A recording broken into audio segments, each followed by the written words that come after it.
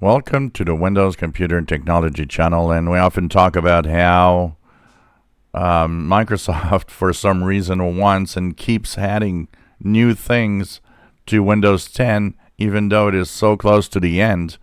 In this case, we're 9 months away from Microsoft end of support. Of course, there'll be extended paid support, but why do you still add things to Windows 10? This puzzles me a lot because it's kind of useless, and it's wasting time and energy, resources that could be put on Windows 11 to improve Windows 11 instead.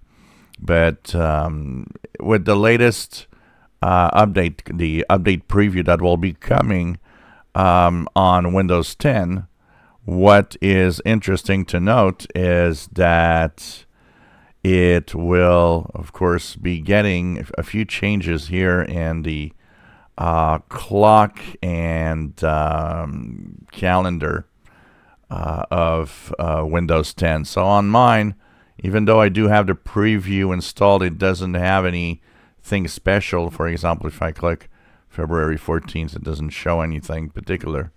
But Phantom of Hurt on Twitter has found out that in his case, the preview update adds these little pictures of February 14th.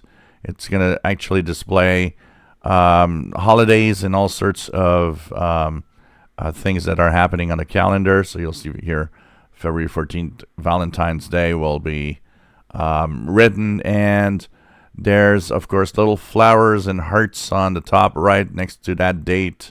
So they're kind of making that little panel cuter with these, added pictures and events from the different holidays that will be across the year. So it's kind of interesting to even add a small weather to the bottom part here of the calendar where the agenda could be.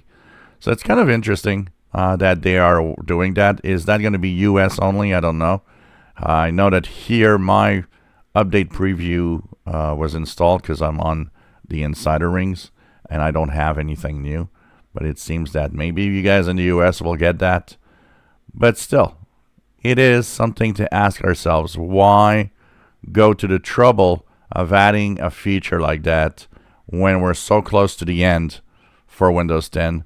This is still very puzzling, and I think just shows us how lost Microsoft is and just doing too many things in too many directions and not focusing on the real important thing, which is Windows 11. If you enjoy my videos, please subscribe, give us thumbs up. Thank you for watching.